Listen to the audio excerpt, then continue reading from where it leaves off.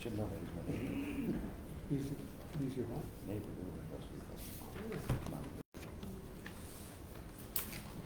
We're good. That's what you know is right too.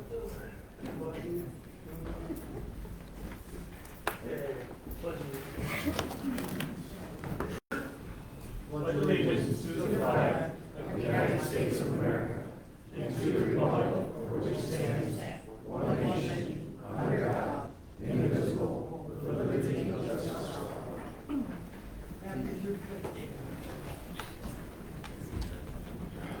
all. Roll call, please. Commissioner Dixon? Here. Commissioner Weeding? Here. Commissioner Walsh? Here. Commissioner Michael? Here. Mayor Lyons? Here. We have a quorum. All right, next on the agenda is going to be public comment. Public comment at the beginning of each city council meeting before action is taken. Any item is given approval for the minutes, that should be a portion allowed for public comment. Public comment is allowed on any subject matters pertaining to city business.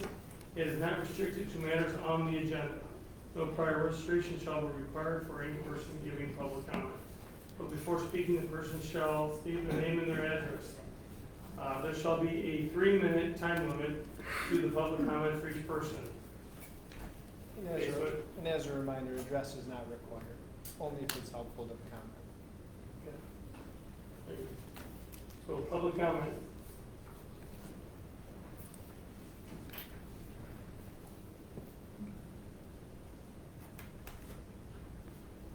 My name is Fred Miller, Dinosaur Road at 42. This is Alexa Peterson. I am a Braidwood resident and an honorably discharged, highly decorated United States Army Staff Sergeant, military policeman. Standing next to me is the co-owner of our property, Alexa Peterson, who I am the caretaker for. Alexa has been fighting stage 4 metastatic breast cancer, undergoing intense chemotherapy treatments every 3 weeks for the last 14 years at Northwestern Memorial Hospital. We are here tonight because this city is failing to act, allowing our home to be destroyed by malicious engineered flooding and allowing our health to be severely jeopardized. Right now, because of severe drainage failures, active toxic mold is growing under our home. Our air conditioning has been knocked out. Because of these unbearable conditions, I have been hospitalized twice in the last 3 weeks with 2 emergency ambulance transports. This is a direct living hazard to a stage 4 cancer patient and a disabled veteran. Yet, an uncountable HOA board has completely ignored our medical emergencies, holding secret meetings to assist the responsible parties instead enforcing safety rules. My military career was built on rigorous standards. I was involuntarily selected for advanced individual and small tactical group training with the 10th Special Forces Group, Europe Mountain. As a newbie sergeant, I graduated as an honor graduate from the Army's oldest and most prestigious military leadership academy and was fast-tracked to the rank of staff sergeant. In those esteemed leadership academies in high-stress environments, I learned the foundational truth. Leadership means nothing without accountability. The core duty of a non-commissioned officer is protecting and providing for the health, welfare, and safety of those under their command. That is the exact same statutory responsibility this council and police leadership owe to the citizens of Braidwood. An oath of office is sacred, unbreakable contract with the taxpayers. It means you are servants to the public. Handling residents' severe health, safety, and harassment hazards requires transparency, true responsiveness, and an open mind, not dismissals based on personal bias, political agendas, or letting an HOA shield a non-compliant party. The motto of the United States Army is, "This I'll defend." I demand that this city council immediately dispatch emergency code enforcement and environmental health inspectors to our property tomorrow morning to document these severe violations. If you fail to match the weight of your oaths with real visible action, you'll be rejected by the people, replaced, and face consequences of your lack of action. Thank you. Thank you for your service, sir.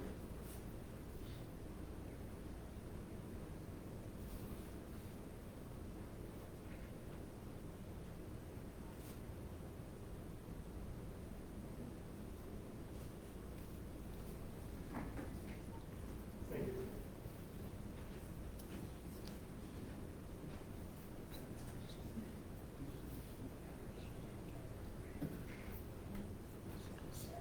Mayor, would you like that removed from the dais? What's that? Grab it in the bag. Grab it, something to grab it with. Don't touch it.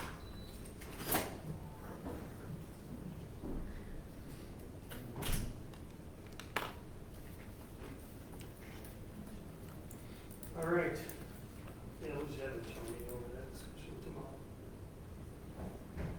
Anybody else up for public comment today?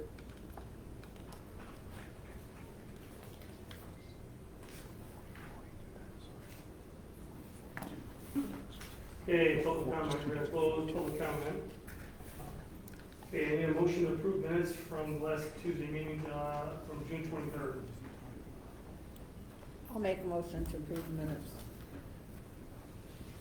I'll second it. Commissioner Dixon? Yes. Commissioner Walsh? Yes. Commissioner Weeding? I'll say. Commissioner Michael? Yes. Mayor Lyons? Yes. Motion carries. Okay, the next on the agenda is going to be reports by city officials. Just got a couple things that are me. Steve and I, we had the pleasure, we had lunch with our Will County Executive, Jennifer Patino Durant, along with the Chief of Staff yesterday. We discussed the needs of the city of Braidwood and to explore ways that Will County can help support our community. We had a productive conversation about opportunities to work together. And I appreciate their willingness to listen and their commitment to helping Braidwood continue to move forward. Strong partnerships between local and county government are important. I look forward to working together to benefit the residents of Braidwood.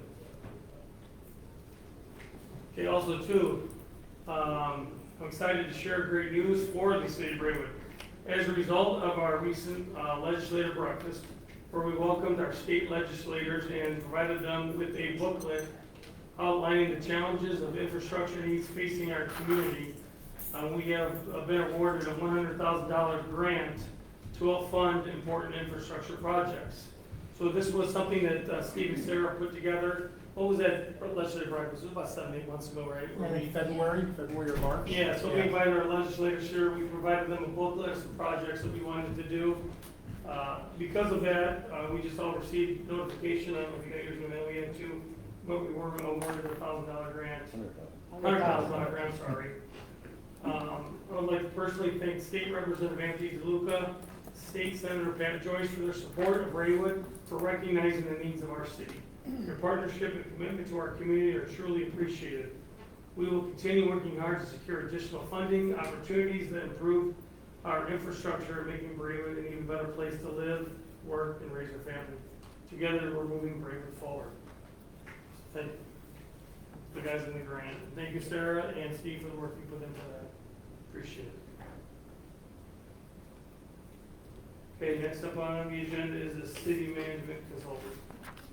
Thank you, Mayor and Council. I have 2 items here for approval or consideration.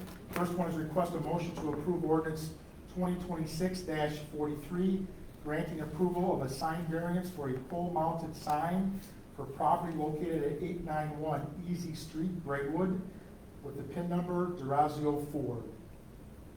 I'll make a motion to approve ordinance 2026-43 for the Durazio signs. I'll second.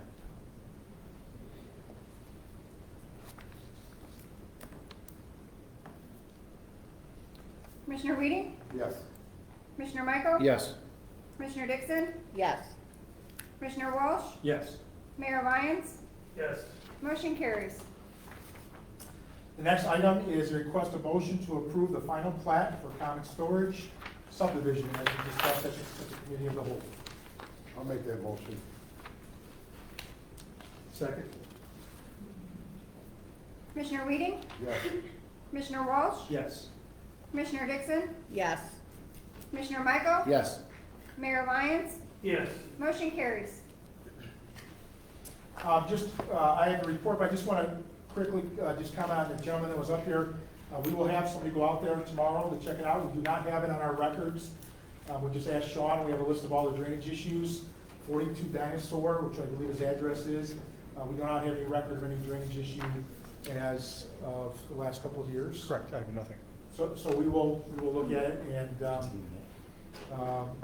determine how we can, see if there's anything we can do. Gee, is this the first you heard about? Because I've seen several emails come through. Has he said anything about drainage issues? He's complained to the police department about drainage issues that he's created on his own property. Okay. It's Shadow Lakes, correct? It is Shadow Lakes. And I know he's been dealing with drainage for. Mayor, we should probably discuss it privately if you'd like. Okay, yeah. We will go out there and take a look, Mayor. Thank you. Yes. All right, the next item is to review my report. Just a couple of quick things I highlighted. Since we haven't had a meeting in 3 weeks, there's a large update on the report. First thing is the camera grant. We did receive our $50,000 plus from the county. Again, this was a result of our legislative breakfast. We asked the county executive for help with our security cameras, and she came through. And what was the final grant? 54,000, 53,000? Approximately 53. Approximately 53,000. We did receive the check for those cameras. Sidewalk repair, Robinson Engineering, Sean has conducted a sidewalk study on the west side of town, kind of using division as east-west. We will do the east side of town next year. We are allocating $50,000 for sidewalk repair. There's approximately $150,000 worth of sidewalk that needs repair, so it's been a very long time since any sidewalk's been repaired on the west side of town. We are going to do a 3-phase program, $50,000 a year to replace the sidewalks. And then next year, we will undertake the east side of Division East and look at repairs there, hopefully allocate the same amount of dollars to repair sidewalks on the east side. The repairs also include adding a lot of ADA transitions. Some have been completed, but a lot have not. And so those have been identified as well as the, what do you call those plates? ADA detectable warning panels. ADA detectable warning panels. Summerfest, as everybody knows, Summerfest is this week. Big thank you goes out to Josh and Scott Howard, Rob, who was on vacation today. He took vacation, so did Scott. He took vacation to work on Summerfest. Josh, the mayor, and I saw him out there today, working hard and helping set up and organizing the event. And thanks to all the volunteers, not just Scott, Rob, and Josh, but all the Park District volunteers and city volunteers that put so much time and effort in providing enjoyment for our residents. So Josh, thank you and best of luck. Camping World, I'm just going through the list here. Camping World's projects that we've been working on. Camping World began last year without any type of permit, began putting their parking lot in a floodplain. The IDNR was not very happy. I'm happy to report that they have complied and followed through all of Robinson's recommendations and have received the proper information from the IDNR and from ComEd. They were actually on a ComEd easement when they started constructing. So they followed our codes, they've constructed security lighting, and have put down asphalt parking. So that project is a win for getting that done. Oslet grant, Sarah has received training from our consultants, RVI, and the first quarter report is complete. I know that there's been some question that the city has received an Oslet grant in the past, but not received the money. You receive the money as long as you follow through and do things properly. And so Sarah is the person in charge, and she has been fully trained, and the first quarter has been completed. And we're hoping to get at least 50% of our Oslet money coming soon. Again, I just highlighted a few things we're working on. If anybody has any questions, I highlighted all the new projects or the updates on the things that we are working on. Any questions, please feel free to. Hey, Steve, I have a question Yes, about please. the Division Street, the car shop they're building, what, any Yes. one on that? So they did pay their final installment. They had over $30,000 in past engineering fees that they not paid for several years. I think dating back to 2021. They never signed a professional fee agreement, so we made them sign a professional fee agreement.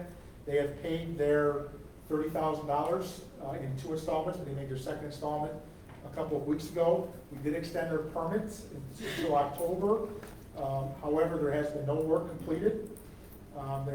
We've met with them on several occasions. The last meeting we had was with their contractor. I think Sean, when we were at that meeting, we gave them a list of punch list items that they had to complete. And we told them that, if you install something that's improper, we will make you tear it out. As per that curb that comes in there that has that huge bump to it, they have to tear that out and put a culvert, I believe, in there. Is that Like a true? culvert, that's correct. A large culvert, so that was improper. So a lot of things that began on that project that were improper. And so we're on it, we're aware of it, but they are moving slower than a snail. All right, thanks, Steve.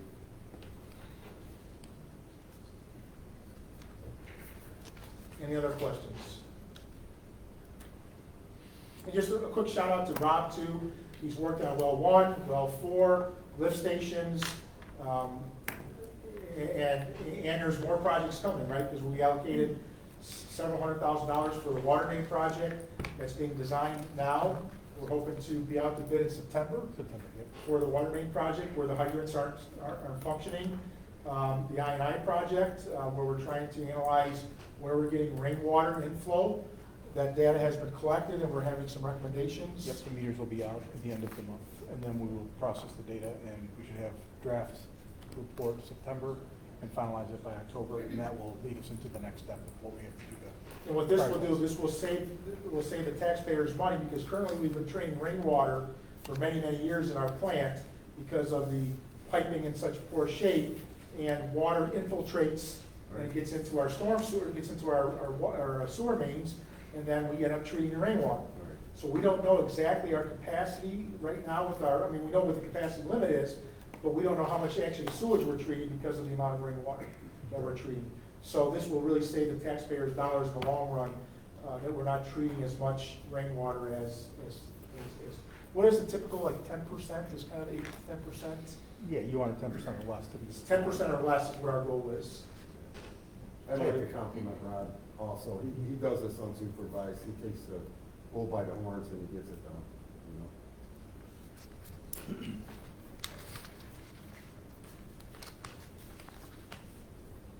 That's all I have.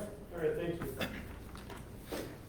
Sean, you're up next. Yes, I request a motion for resolution 2607, approving a letter of credit agreement with Bank of Pontiac for 3B Storage LLC. And this is again for the Hickory Street self-storage. It's the amount of $202,003. I'll make that motion. I'll second. Commissioner Weeding? Yes. Commissioner Dixon? Yes. Commissioner Walsh? Yes. Commissioner Michael? Yes.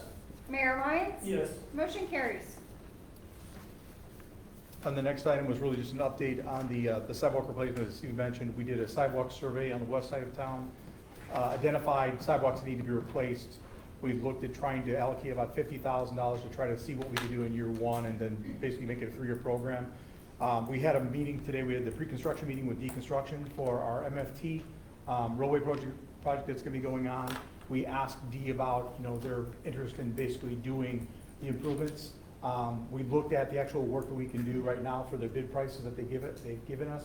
It's roughly $46,000 roughly, so it's right around that $50,000 mark is what we're looking to, assuming that they agree to it, which they've pretty much indicated that they don't see any problem with it. Their contractor that we do the concrete is J.J. Newell, and they've indicated that they're, from what it sounds like, they would be happy to do the work. They're looking for some work anyways. So we will add this onto the contract. They will be starting the MFT work, the roadway work, Monday is the plan right now. They're going to wait until after Summerfest is done. Again, the streets we're looking at this year, we've got 2nd Street, we've got Francis Court, or Francis Street, North Countryside Court, and then we've got Mary and Mabel that we're doing resurfacing work on. So they're going to get going, and they'll start with the concrete work first, and then they follow back with the milling and everything else after that and get the asphalt work done. They're expecting to be done ahead of schedule. Their schedule right now is September 18th. They're expecting Deconstruction? Deconstruction, yes, and they're expecting to be done probably by mid next month. They want to be done before school starts. So things are looking good on that one. And just the theory behind going to them, so we don't have to have Robinson create a bid sheet and spec, so we'll save money there by going directly to them. And they've already bid the flat work already, so they have, so we're gonna, hold them to their unit price and just do a change order approved by the council, so that we don't have to spend extra dollars to engineer, create bid specs. We'll use this existing contractor with their unit price, hold it, and then come to the council for a change order for the sidewalk work. Yeah, and it's not unusual, a lot of times when you have sidewalk replacement projects, your price is a little bit higher simply because contractors have to mobilize and bounce around and everything else. So the prices that they've already provided are pretty much in line with what we expect to see in place. And the only other thing I had is just a couple updates on the projects. Again, we talked about the MFT, we talked about the I&I project. The Eureka Water Main project is under design right now. We will be doing borings tomorrow. We're gonna grab 3 soil borings. We've got some high groundwater and some running sand out there, so we kind of want to have a better idea of what that is, what the conditions are. We're looking at, offering the contractor the ability to directional drill it and or open cut it. We just want to make sure that we have all that information documented in the drawing so that the city's not liable for problems later on. Contractor, here's the information, give us the best price and go forward. So that's going to be happening tomorrow for those three borings. But again, the idea is to be out to bid in September and have this project wrapped up by the end of November. And that's all. So just the council, we're investing over $1.5 million, if not more, in infrastructure this year. And so it's a huge investment, and it's a start, right? It's a good start. All right, thank you, Sean. City Attorney, you're up next. I have nothing to report, Mayor. Thank you. Book of reports by City Commissioners and Council of Finance. Okay, I would like to make a motion to approve the payment of bills in the amount of $645,482.03. I'll second. Okay, included in that, I'm just gonna give the big one, the larger ones, because we have an audit review. Huntington Bank was $89,900, that's the first lease payment on Decon. Adler Roofing was $92,300, that was $92,300, which is the salt dome repair. Axon Enterprises was $30,300, that's taser supplies and certifications for the police officers. Blue Cross Blue Shield, $24,200, that's July Medical. ComEd, $19,004, I can never say this word, Dynagy, see, I can't say it. Energy, $18,800. Illinois, IEPA was $17,500, and that's the annual NPDES. What, could somebody enlighten me? That is your National Pollutants Priority Discharge permit that you have for your wastewater treatment plant. Okay, thank you. for saying that. I couldn't put them words together. I That's know. okay. It's like, I am. Attorney fees were $10,500, Midwall Salt was $18,800, that's for coarse salt. MOE Medical, $22,145, Robinson Engineering was $67,006, RVI was $9,200 for the master park plan, and Solar Things Incorporated was $11,700 for some signs, and Westcom was $16,900 for dispatch and radio payment.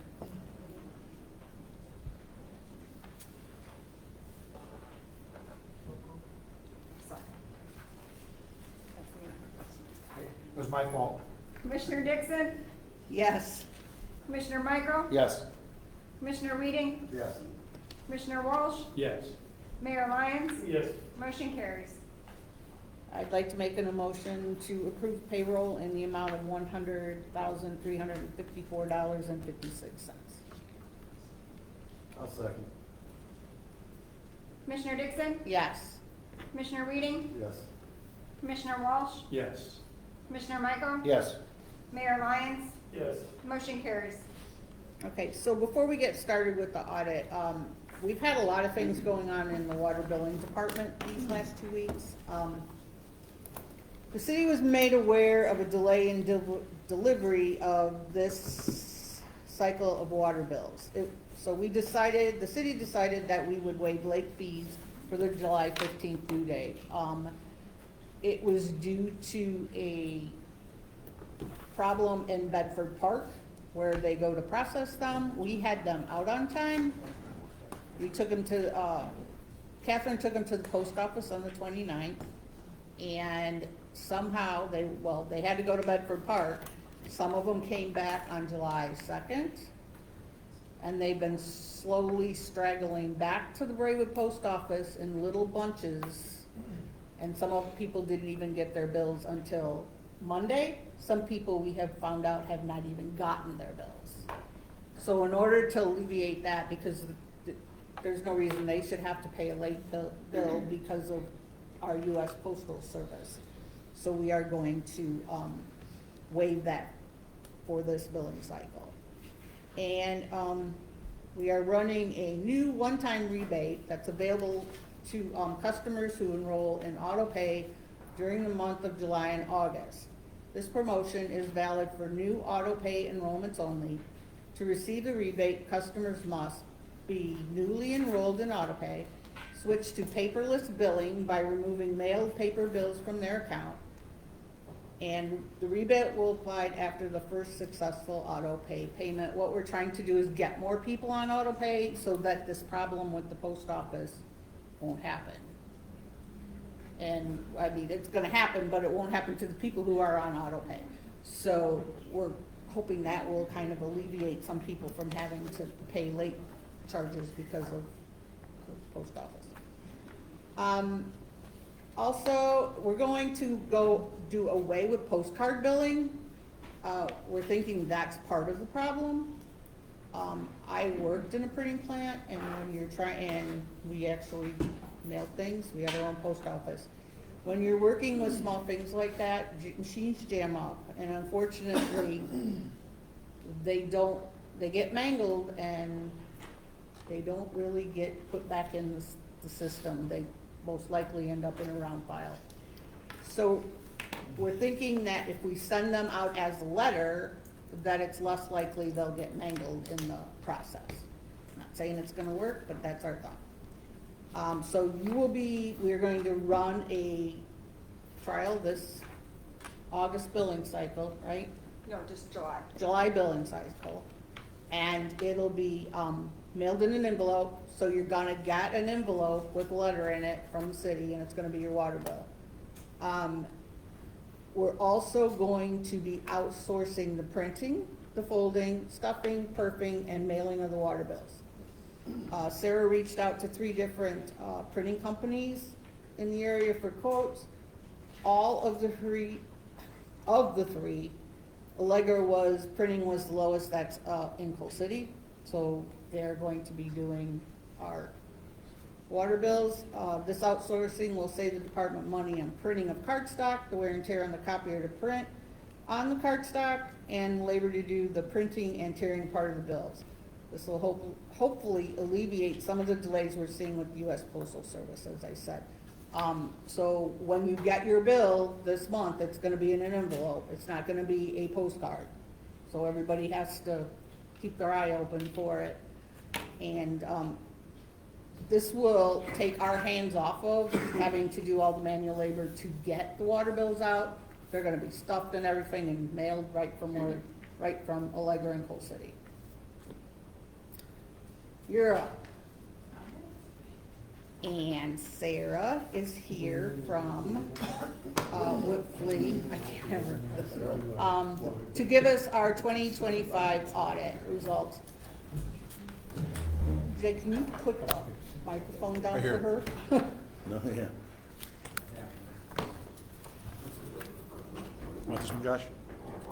Okay, never mind, but it's down now. Right there. Thank you. Good. Can you hear me okay? I can double up here Yeah. too, but I am a loud talker anyway, so. All right, well, thank you guys for having me back. I've been here for a few years, so I see some familiar faces. My name is Sarah McKenna. I'm a senior manager at Whitflea, and I've overseen the city's audit for, I don't know, I think like at least 4 years, 5 years. And I'm just going to go over some highlights of the audit this year. I do want to thank the city staff and their support from Kasperick and Company. The audit went really smooth for fiscal year 25.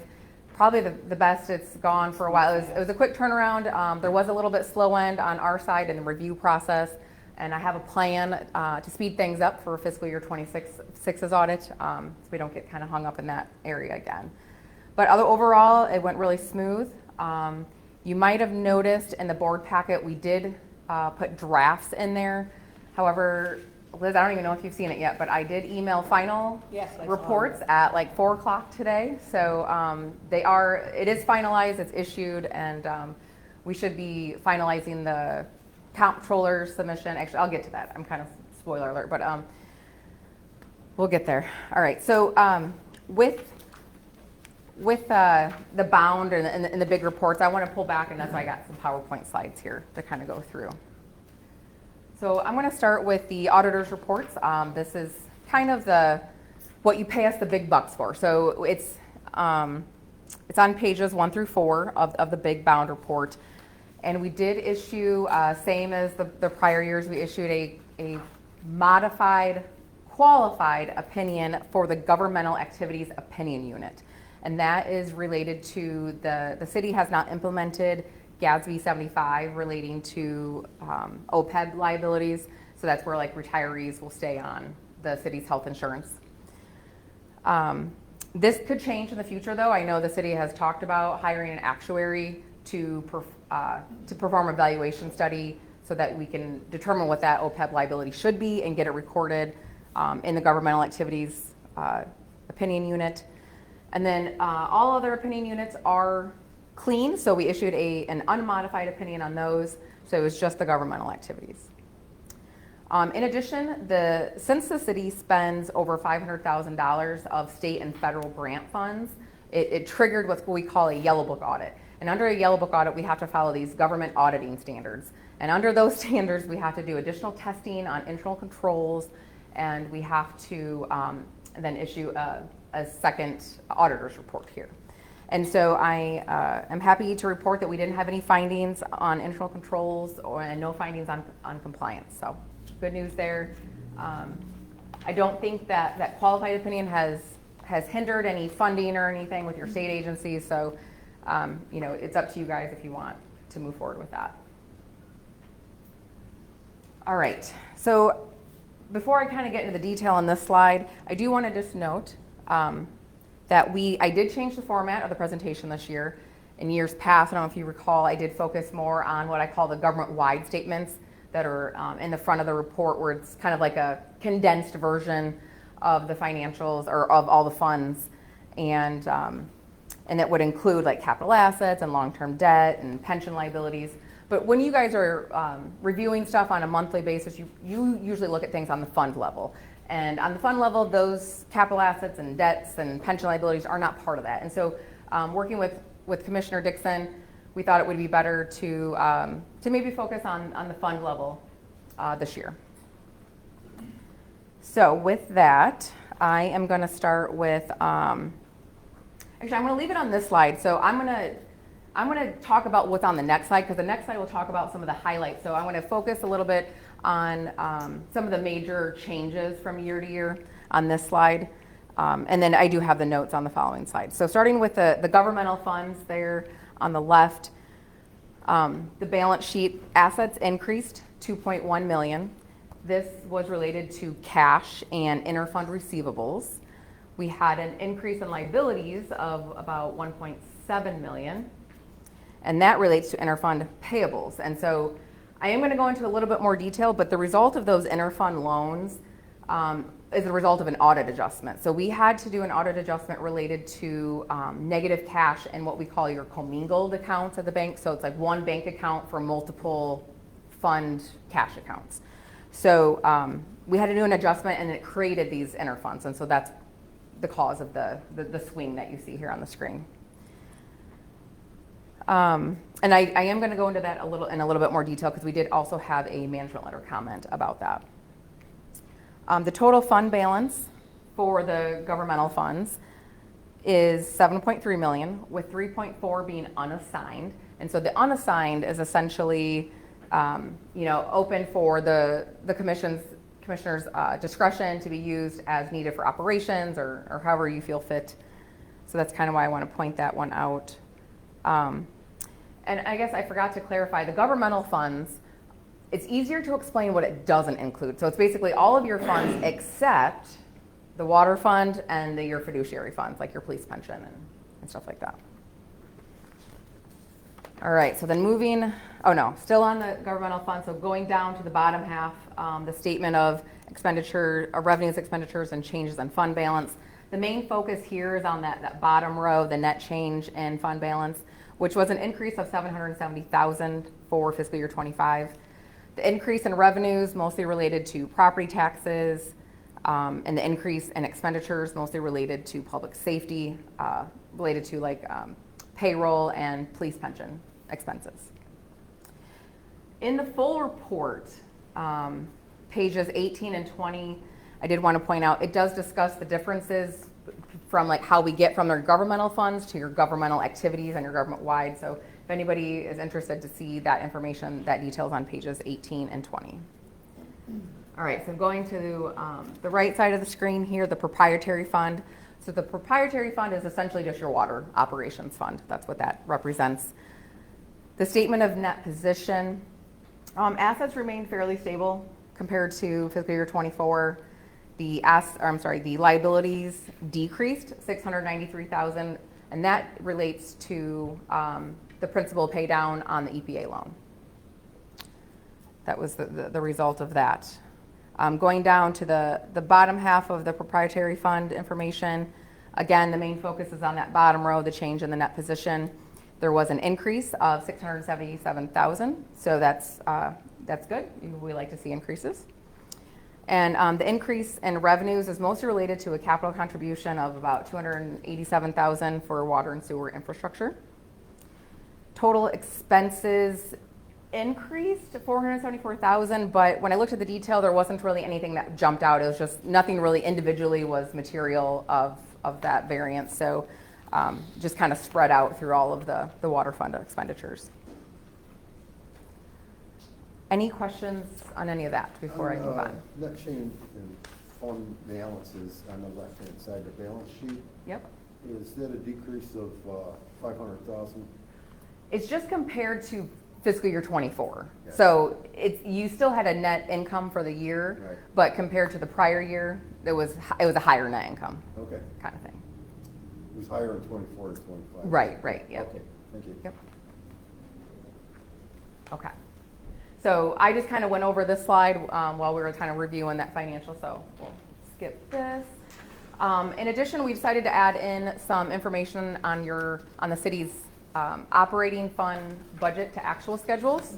And so with the city, your operating funds, we generally consider your general fund and your water operations as your operating funds. That's where we would see more of the unrestricted funds that can be used for general operations. So, all right. So on here, I'm going to start with the general fund on the left side. So actual revenues exceeded the budget. Well, they were fairly consistent, but they did exceed the budget by $53,000. Actual expenditures were under budget by $278,000.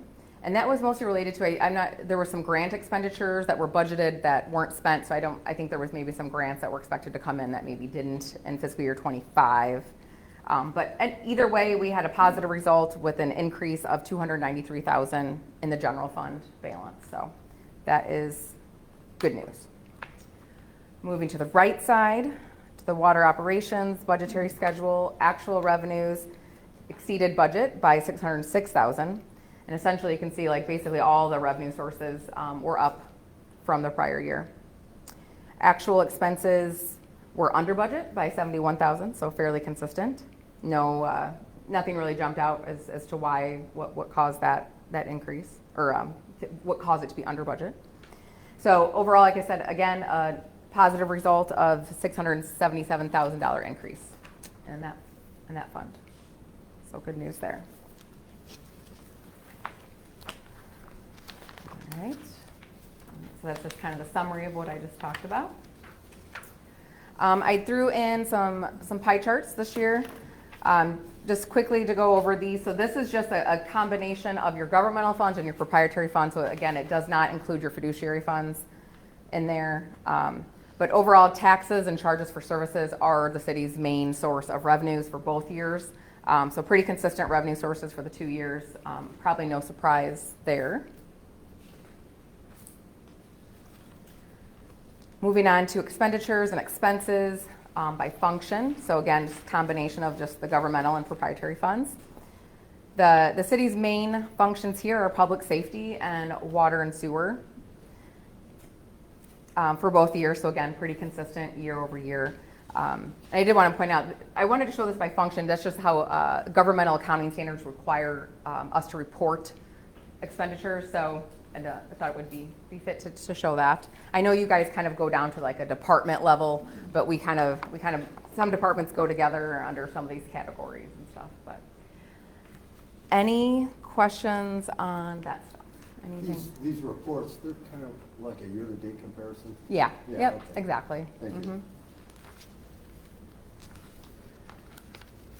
Okay, so that's kind of like the main audit, but there are some other pieces to the audit that we do for you guys, and so I just want to touch on those. We also, in conjunction with the big audit report, we issue a letter. We call it the required communications letter, communication with those charged with governance. It has like 10 different names, but overall, the key there is no audit findings. There was no internal control deficiencies, material weaknesses, or anything like that. We did have 2 management letter comments, and those are more like what we would call like business advice comments. And so the first one you'll see is the negative commingled cash accounts. There is cash in other bank accounts within the general fund and within some of these funds that had a negative cash. It was just the one that is the pooled commingled account had negative balances. So that's where we had to generate, under government accounting standards, we had to eliminate those negative cash balances. In total, though, when you look at the funds, you wouldn't have a negative cash in total if you added all the cash together. It was just within this one pooled account. So I just kind of wanted to point that out. But essentially what it's doing is you're informally borrowing from other funds. And some of those funds could be restricted for other purposes. So it's just maybe at the end of the fiscal year, we would recommend that you move cash. I think it was Illinois Funds is the one that has the money. So move money from the Illinois Funds to your checking so that it would prevent the negative cash from happening in the future. The other one is just on a formal journal entry review process. This is a repeat comment from last audit. And I will say that I think it's been fixed, but so I expect this will go away for fiscal year 26. So it's just repeated because for fiscal year 25, it was still the same issue. And then we also issue a separate TIF report that's pretty short. This gets submitted to the Illinois Comptroller's Office as a requirement by them. And we did issue a clean, unmodified opinion on that. We do testing for compliance with TIF requirements, and we give an opinion on that. So that is good news. We got clean opinion there. And then the Illinois Comptroller's annual financial report, it's like an online report that we help the city with. We prepare it.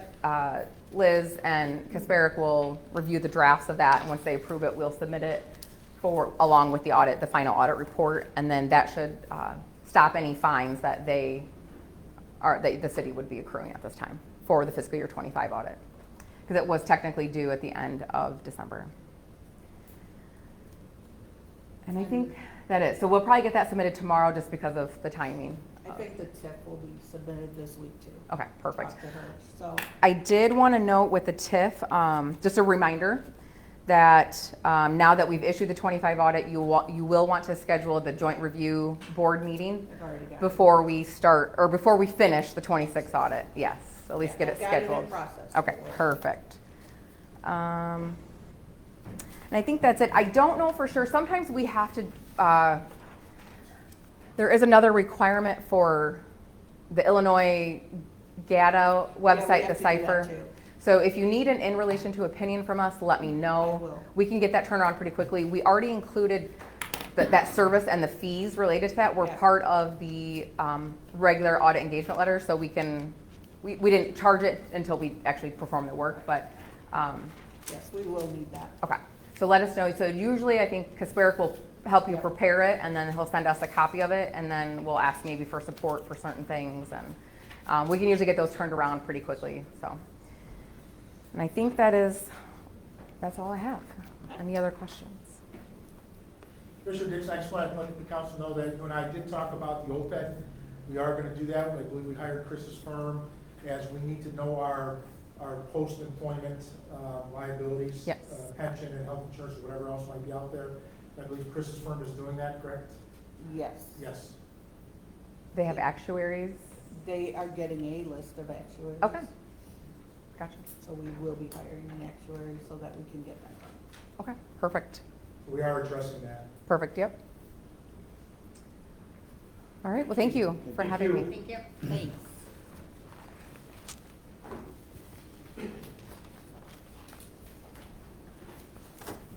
Okay, I need a motion to accept the audit as processed. I'll make the motion. I'll second that. Commissioner Michael, Yes. Commissioner Walsh, Yes. Commissioner Dixon, Yes. Commissioner Weeding, Yes. Mayor Lyons, Yes. motion carries. All right, anything else, Liz? No. Thank you. Okay, streets and public improvement. Thank you, Mayor. The crew has been doing some sprucing up for the festival coming up. Part of that was crosswalks being highlighted, repainted, just general cleanup besides what they're normally doing. Just a reminder, we may be having storms over the weekend. If anybody gets branches falling down in their property, it's up to the resident to cut the branches up, get them to the curb. Our guys will come and pick them up.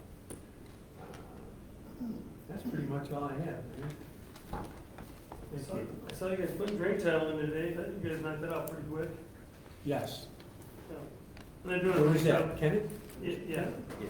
and we drove around town today, Steve and I did, and the guys are doing a great job cleaning things up. Thanks. It looks Yeah, really good. They do. Appreciate They it. did a nice job. All right, public buildings and property. Yeah, we talked about this in committee as a whole.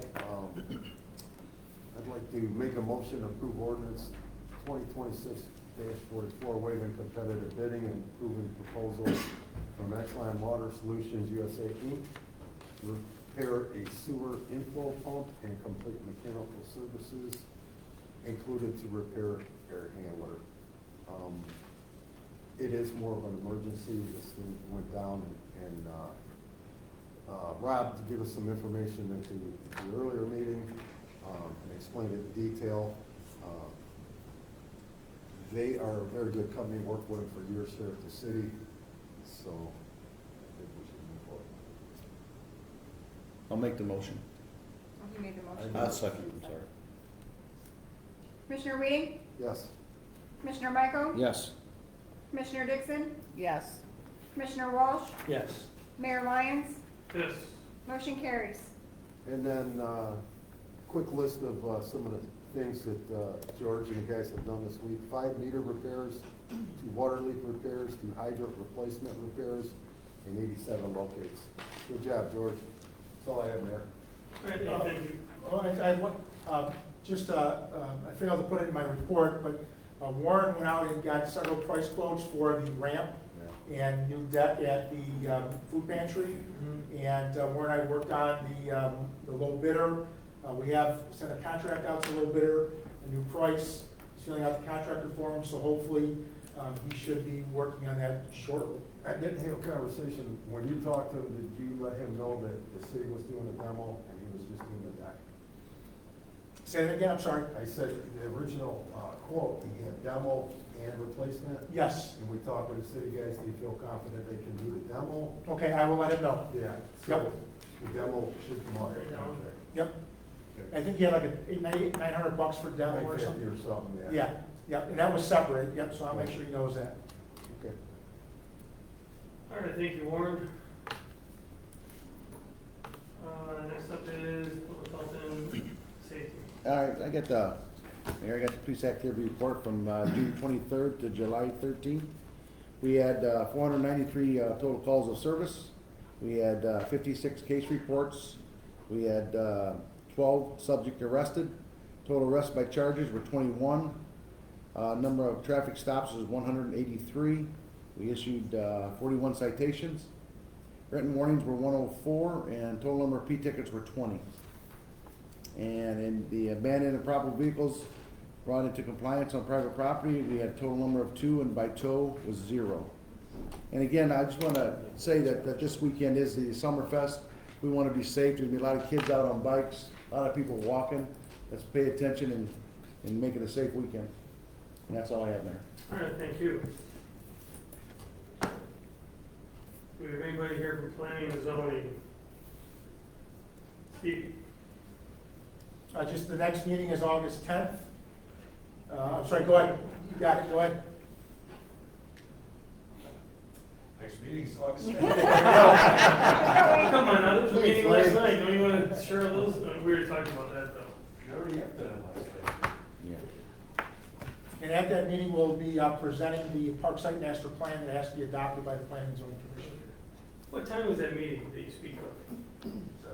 All right, so, thank you. Okay.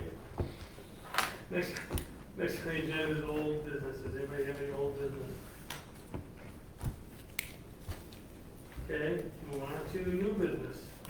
We have any new business? Yes, Mayor. Oh, geez. Did you know that we have an establishment in town that is #1 in Illinois? Oh, yeah. I just wanted to recognize the Top Fuel Saloon. They advertise as being a 5-star dive bar, and Freak and Debbie do a lot of good work in town. They volunteer. They've got the food pantry on Fridays. Well, they were voted, let's see, I had the official. They were voted the #1 dive bar in Illinois. So we've got that designation here now.